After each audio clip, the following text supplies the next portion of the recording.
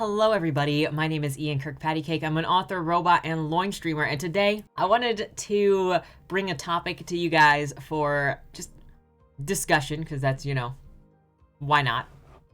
And it's about perception, because I think the idea and the concept of perception is very interesting, and it's not only important to real life, but it's important to writing too. So I'm gonna sort of just throw some thoughts that I have at you about perception and how perception works, and it's going to be on more of like a human level as opposed to like a scientific or psychological level, maybe mildly psychological, but in application in the way that we approach each other and like read things, and then how you put it in writing. And I'll probably use some examples of how perception is used in some of my books, at least the way that I use perception, because obviously when we're talking about perception, if you pick up one of my books, you're very likely to perceive things differently than I wrote them. So that's all part of everything. But before we get started, number one, if you enjoy what I do on this channel, please remember to like, share, and subscribe for more, or in addition, you can recommend topics that you would like to see on the channel, and I will try my best. Number two,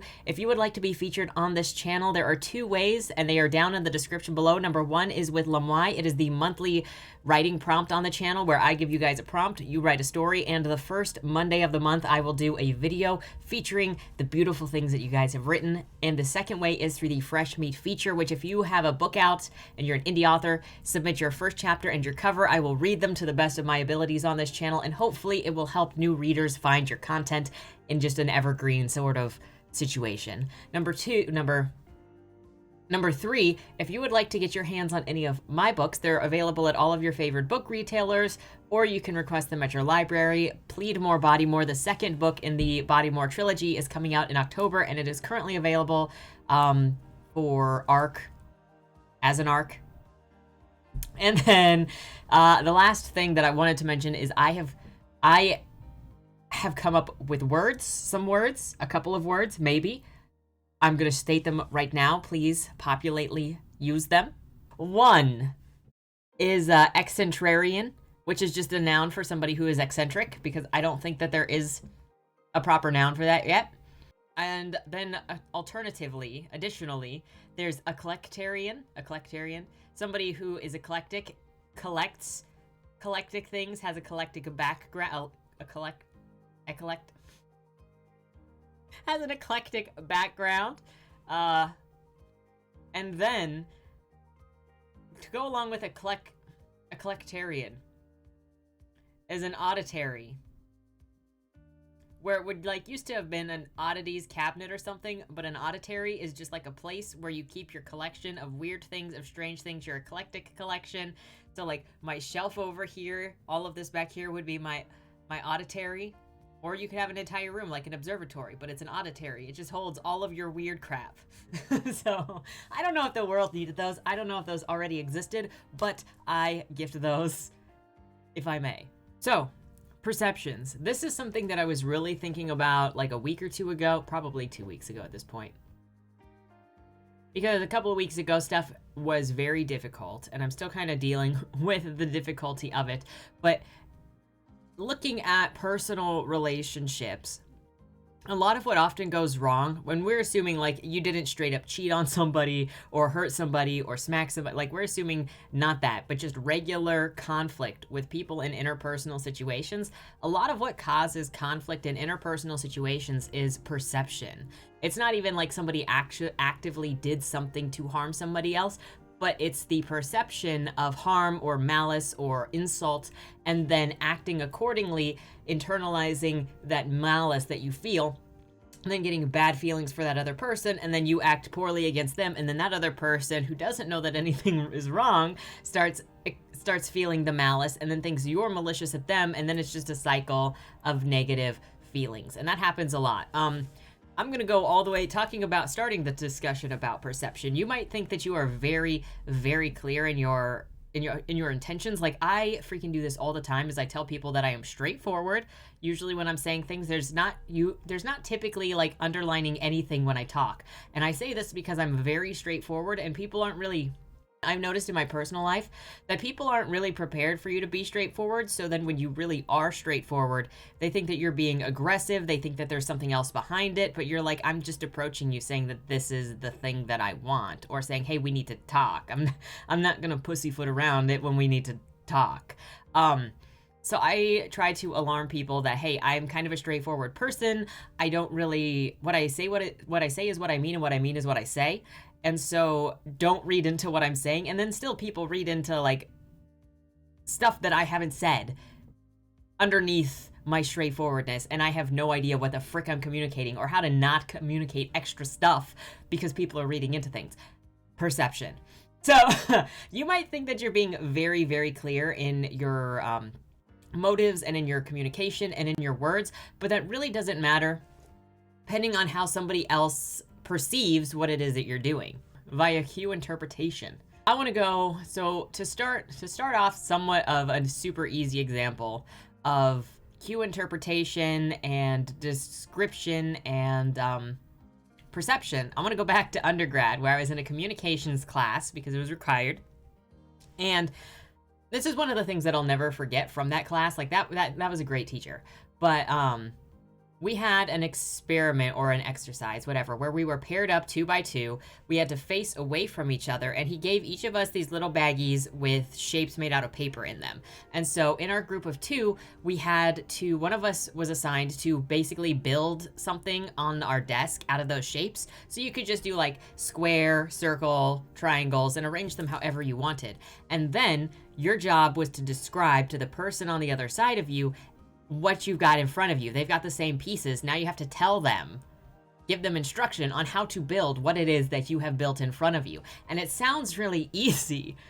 And you think that you're being very specific. Okay, put the square down.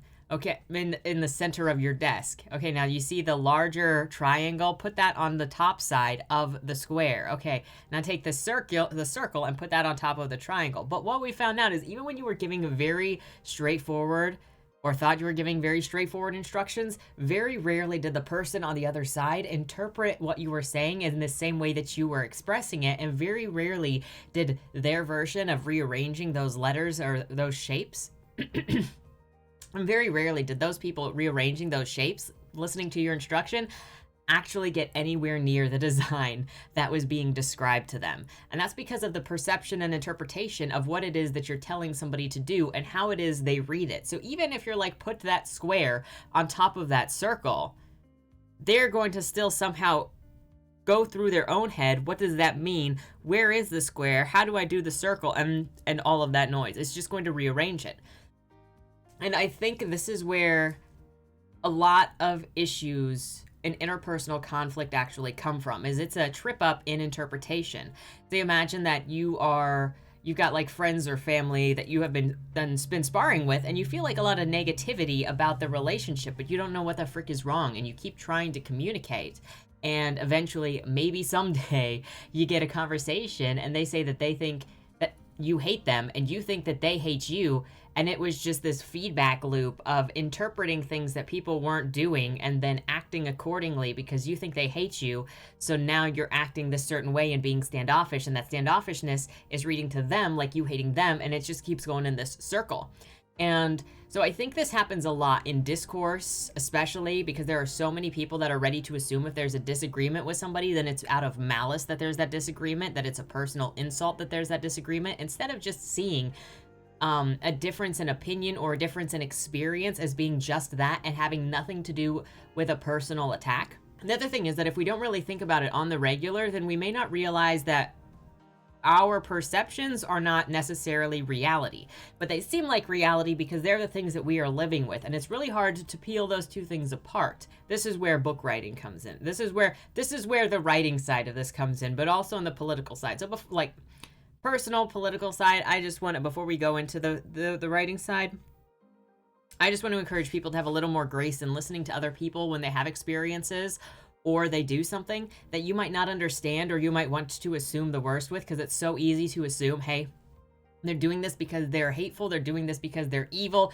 If I was them, I would never have done that because this is my perception and this is how I behave. But a lot of the time, many decisions are still made with the best intentions, but the person making those different decisions just see a different outcome or a different benefit to the various ways of acting. And so I don't necessarily think that assuming malice or destruction or evil in somebody else who makes a different decision than you is very helpful. If we just recognize that the perceptions are different and there's always a reason behind the way somebody is acting or thinking or doing things the way that they are. And it's very important to assess why it is somebody is doing something instead of assuming, especially assuming the worst. So going into perception versus reality. And again, this is something that you have to like constantly check. It's called reality checking, where you check up against what you think is real versus what is actually real. And I try to do this all the time because I know that I am not correct. And I feel like I disassociate from reality a lot because I listen to other people a lot to try to get a pulse on what is happening because I know that I can't be correct and I know that I have issues misinterpreting people. So I reality check a lot with other people. And it can be really easy to miss. But so talking about this when it comes to books, So a couple days ago, I saw a discussion thread that was about since when is it bad or why is it bad or is it bad to have toxic relationships in stories? Now, there was a second part to that, which was as long as you say that they are toxic. Why? So this goes into perception. So in storytelling. So if we're writing a story and a character is in a toxic relationship and they don't really realize that they're in a toxic relationship, at what point should the narrative stop to tell the reader, by the way, this is bad? The reader should be able to look at this and see their perceptions from the outside. That is the reader's perception being brought to a story, and then the perceptions of the character in the story, which may not understand the situation that they're in, is not good. Because most of this conflict and most of these damaging things that people go into, they don't necessarily realize that they are in those situations. And it's all a matter of perspective. When you're a reader, you're on the outside and you're able to look in, and when you're looking at a toxic relationship where the characters inside of a book think that it's romantic or that this is just normal, the reader doesn't have to also think those things are normal. So I'm wondering when we got to this place where a reader is now observing somebody else's life and the reader is supposed to think the same thing about the character's life in order for it to be a good book, or in order for it to be enjoyable in some way, or in order for it to be legitimate. Like, since when does a book have to tell you when bad things are happening?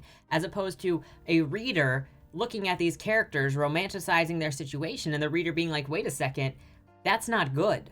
I get some of these effects in the way of presenting information or situations to younger people who do not know better. And so then that would create a conversation about a text. But that's also something that has to do with art, is when you've got art, it's not always straightforward.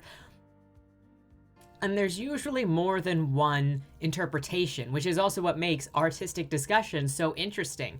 One of the things that I like the most about the book club that I do with Katie and Laura is we all look at the same book and we'll key in on so many different things and read into different situations in so many different ways and pick up and interpret and perceive things in so many different ways and add in story or adjust story or interpret story in so many different ways.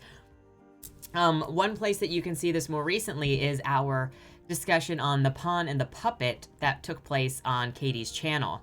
And if you want to see some different interpretations and some understandings and experiences of the story, I would highly recommend that. And then you can also compare that to the reviews that are on the page for The Pawn and the Puppet on the Goodreads. But differing perceptions is separate from reality, because you can have, actually I would say perception period is different from reality, because you can have somebody whose perception actually matches reality, but it may just be in that specific situation that the person matches the understanding perception of reality, but then doesn't in other situations. Going to the book thing. At what point, as a reader, does it make sense to perceive a book as perpetuating or endorsing an idea as opposed to presenting an idea or a reality of a character? At what point in reading a book does it make sense to perceive the book or characters in the book as perpetuating ideas that the author believes in or agrees with or endorses? Because this is something that comes up a lot in discussion as well, with We should cancel that book because the author thinks that this abusive relationship is romantic because look, the main characters are in this romantic relationship.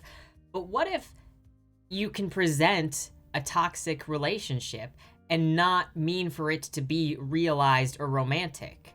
Like, in looking at Flames of Lethe, I would highly assume, now I understand that it is my perception totally, but I would highly assume that the author of that book does not actually enjoy the thought of for reals anal rape, but you can look at the book and read the book and go in the story and just live in the reality of that story, which in the case of Flames of Lethe, it's a romance, so it's going to be like a sexual fantasy of sorts. Without that crossing over into being in alignment with the author's values totally. We can just exist in that story and then observe the story for what it is. So like when you look at the pawn and the puppet, at what point do you determine, okay, I think this is how the author feels or believes or sees or whatever, and then how do you take what is inside of a story and drop it into the perceptions of the author?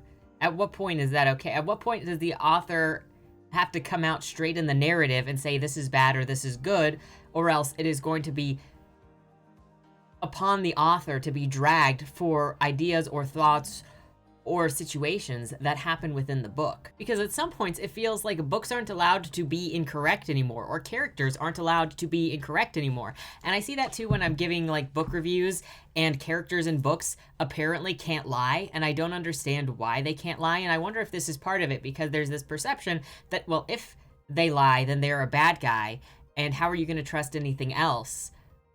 But people, when there's something at risk, are not always straightforward. In fact, they will often lie to hide things that could be risky to their motives. Or people just don't know the truth. So you can end up with that situation too. Like maybe let's go with Joey. And I will completely agree that I was ignorant for the first book. However, also option, which is now the canonical option, is so Joey refers to a group of ravens in the first Bodymore book as a murder. Well, that's not actually true. A group of ravens is called a conspiracy or an unkindness. Now, I learned that after the fact, and that has been inserted into book 2 that just shows that Joey is ignorant because she dropped out of high school, so she just didn't know that and it didn't matter. But at what point is a character being incorrect in a story the perception that the author doesn't know as opposed to the character is incorrect? Because there are so many different situations where, like, imagine somebody says a snake is a mammal. Now, are you going to, like, that's obviously an exaggerated point, so it might be easier to catch that the author is being cheeky, but at what points is a character being wrong in a book the author being ignorant or not knowing something versus it's the character who is incorrect about something? Like, there's also the perceptions that readers know things that characters don't know. And so characters will answer things incorrectly or characters will lie. And there's this balance that has to be struck when you're writing a book to help readers understand that you're not crossing canon or you're not contradicting yourself in story, but it has to do with character choices in the story. Because perceptions through the characters are not necessarily correct. So I guess that's really where this goes to, is we are talking about individual perceptions, and individual perceptions are so confusing because everyone's perception is different, and sometimes perceptions line up with reality, but sometimes they don't. And sometimes perceptions are used to manipulate people, specifically for opportunity, for social or monetary or political benefit. Sometimes people are just earnestly in mistake. And how do you tell the difference between this? And how do you tell the difference when there's actually a social or emotional problem as opposed to malice, as opposed to just a misunderstanding? And what is the appropriate response? So a couple of examples of how perception is used in my books that doesn't match up with the reality of things. The easiest one of them all is with Boom, because from the start, everything is so ridiculous that the reader knows something that Jan doesn't know. Because what are you gonna do when a couple of dudes in freaking Hawaiian shirts and thick sunglasses and straw hats show up at your door in the middle of nowhere, Ukraine, and then give you a bunch of explosive materials? And it's like, oh, they're Americans. Oh, they're making hand signs and whistling at each other. And they call themselves sponsors. well, you know something is up. Jan does not know anything is up. His perception is that these are just Americans that really like what he does. And so as he goes through, and you see this also, especially like for the majority of the book, obviously, because he is confused the majority of the book. But you also see this when he goes to the convention center in Washington, D.C., and he thinks he's at a video convention, and everybody that he sees in military uniforms or dressed up, he thinks that they're cosplayers, while the reader can probably draw some lines as to what that actually is. It's also similar in Glamorama by Bret Easton Ellis, when the main character in there thinks that he's on a television show the whole time, and he actually goes through seeing some brutal, like, torture scenes, or there's a bomb, I think when he first gets to Paris, that explodes people, and since it's written in first person, you actually experience it, how that character, I think his name is Victor, how that character experienced it, which includes, like, he sees confetti falling from the sky instead. I think he came down an elevator at one point when he was in his apartment with his, the spies that he was living with, and they were torturing somebody on, like, a bed / tray / whatever. But through the narrative, it didn't tell you it was a person. He was just like, oh, that looks like such a fake dummy. You can see all of the fake innards and it's not real and blah, blah, blah. But it doesn't tell you that he's not seeing that it's a real person. It just tells you what he sees as he sees it through his perception, which is not correct. It's up to the reader to determine the situation of what's reality and what's not, and what Victor is refusing to see. I freaking love playing with perception. It's like in almost all of my books, I think, right now. Like, obviously, I already gave for Boom. One of the big things in Bodymore is also perception. Joey has a completely different perception of herself because of the abuse in her background and the view on her own self-worth. So it can confuse some people when she's looking at herself and she says she's the one to blame for everybody else's downfall around her. But when you're in this pit that you don't think that you're worth anything, that you think that you are actually bad luck, that you think there's nothing that you can do but be a burden on other people's lives. It might be completely irrational, but it's completely logical to the mind that thinks that they are a net negative on literally anybody's life that they are involved in. And so then you're going to reinterpret every bad thing that happens to somebody else through the logic of, I'm involved in that person's life, I'm bad luck, I destroy lives just like my mother destroyed lives, just like my father destroyed lives. And that logical filter that everything you experience goes through is not necessarily going to be obvious to anybody on the outside, because that is how you see the world, how you process the world, and how you process things that are happening to you.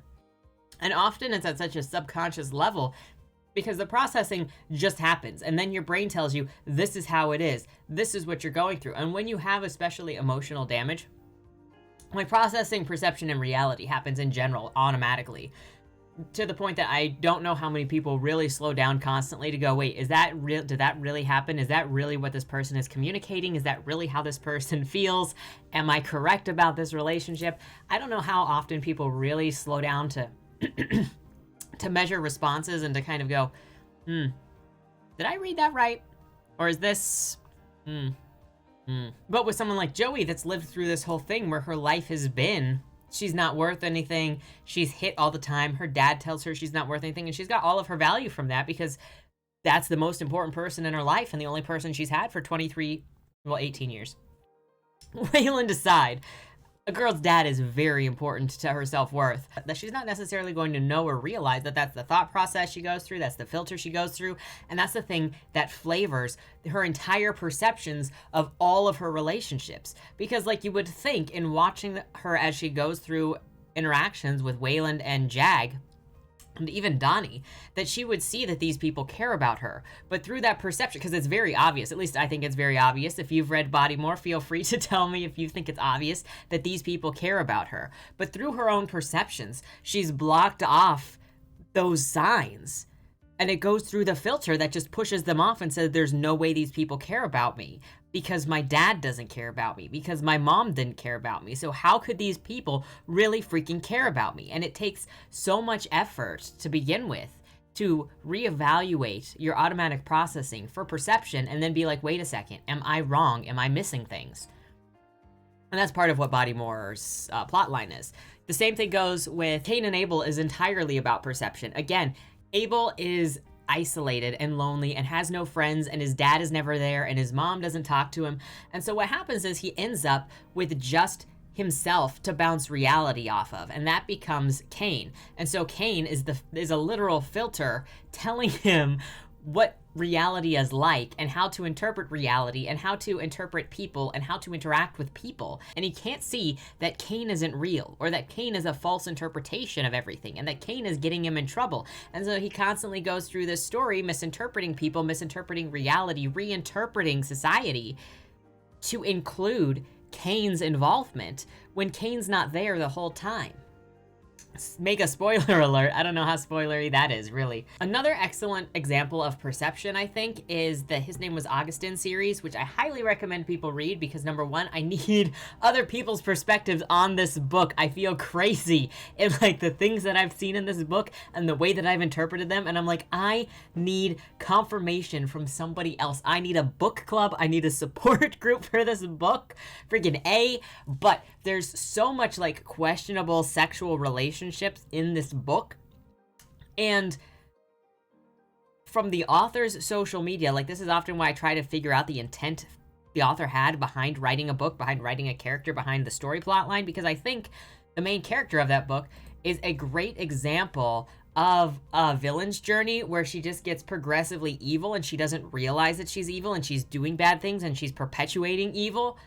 But then you look at the author's social media and she talks about the main character like the main character is a good guy. And like I can even understand within the content of the book where the character goes, I'm serving this devil and taking his devil powers, but because I serve God and I call the name of God, then I'm saved. And so I can take advantage of this demon for the power of God, and God will constantly save, and God's love covers all. I can understand somebody who is deluded in themselves, that they think that they are working for God while constantly leaning on a demon and doing all this demonic stuff.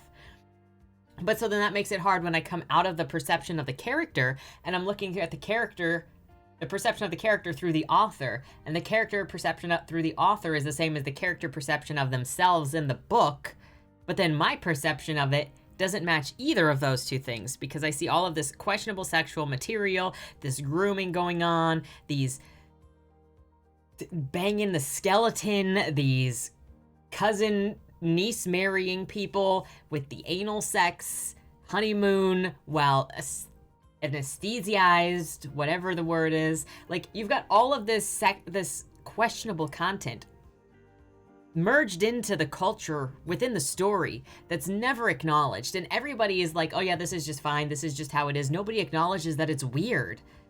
And so, but I was supposed to like look at this as she's saving the sinner from hell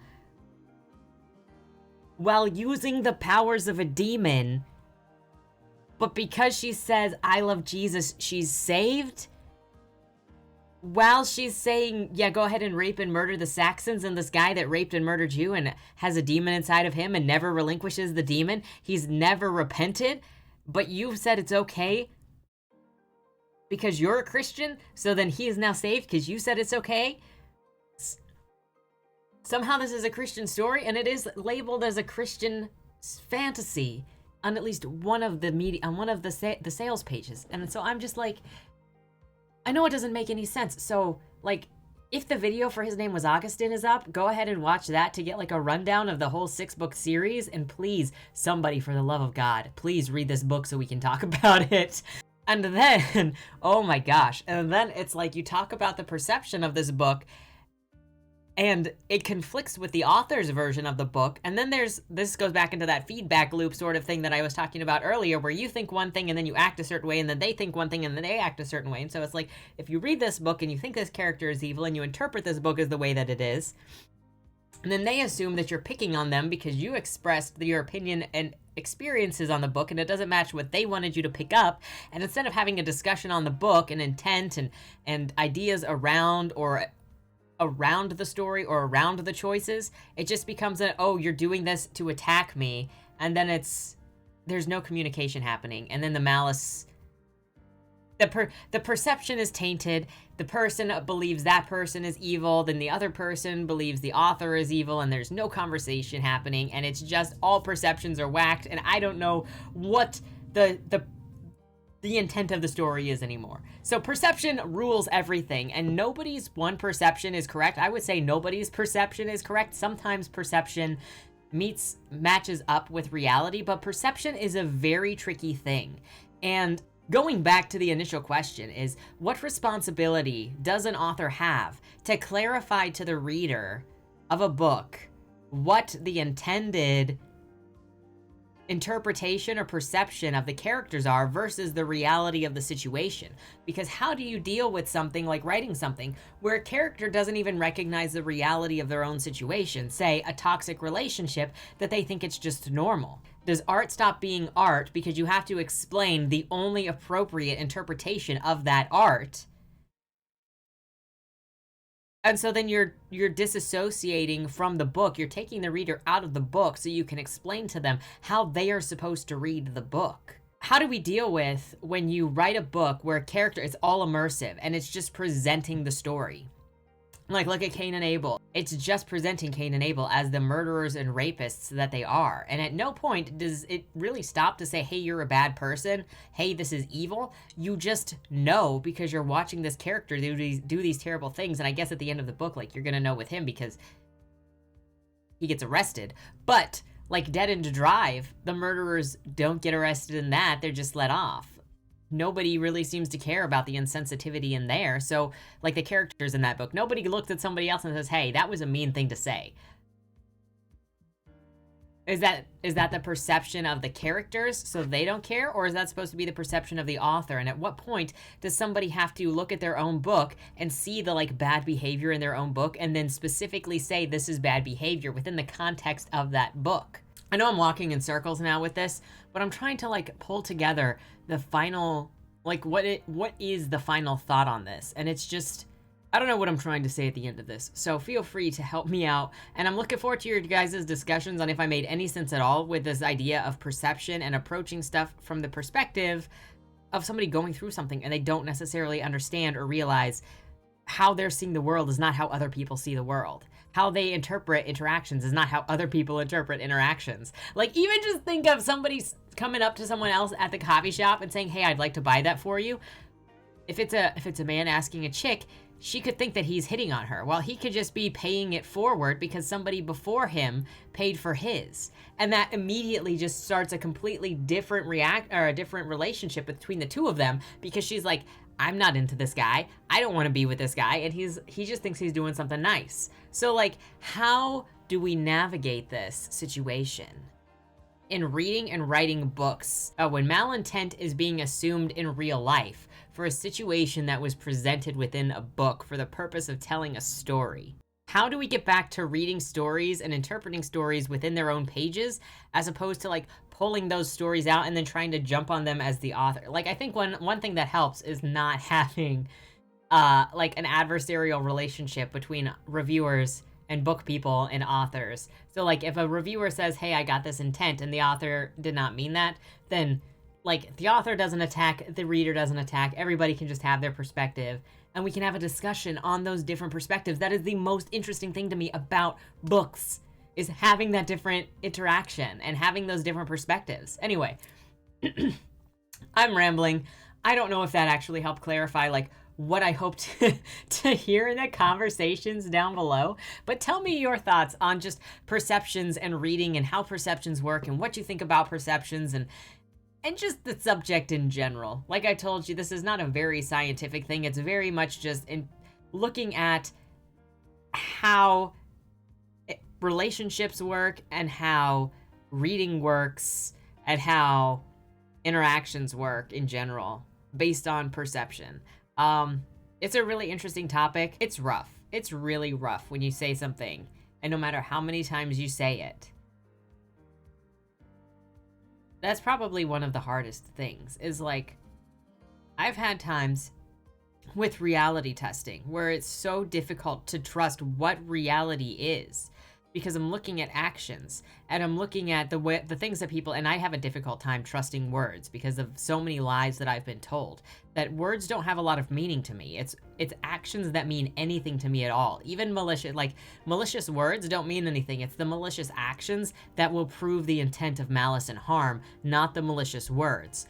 And so, like, I've had times in the past where the situation is somebody saying I love you, and I'm like, I can't believe you. I don't know what reality is, because these actions that I'm seeing and the filters of my perceptions are saying you're saying this, but you're doing this. And even the interpretation of the actions is wrong, and it gets so hard, and that creates such a detachment from your friends and your family and your relationships, and then that causes more destruction in relationships. And it is such an interesting thing to just not understand reality and think that you're understanding reality and think that you're seeing and filtering everything accurately, but also you're not, and you don't know whether or not to trust people. And it's so hard on a personal level and on a creative level. Perception is so interesting, and it is obviously like the biggest thing with books, because every character in your book is going to have a perception of each other and of themselves, and that's going to create conflict. Anyway, I hope this conversation was mildly interesting. I know it was all over the place, and I'm looking forward to the discussion below on just anything and everything involved with this topic. Thank you so much for listening to me rant and ramble, and I'm sorry if it was mildly hard to follow, probably very hard to follow, let's be honest. With that said, thank you so much for watching. Have a great weekend, and don't die. Was that Wayland Cross in the trunk? Do you know, or is that something that's still being figured out? The person in the trunk was not Wayland Cross. Is he in trouble? We don't know who did it, but as the owner of the car, the longer he's missing, the worse it looks for him. Cross isn't a killer. For the last couple of years, the average number of murders in Baltimore has been over 300, and it's been going up. Mind you, that's only whatever the badges count as official murder, and believe me, there are people that don't count when they die. Wayland? If you're down here, tell me. I'm not talking to the badges, I've been looking for you. They found a body in your trunk. Why? Did you do that? To the left, plain black letters read along the wall. You walked in the corridor.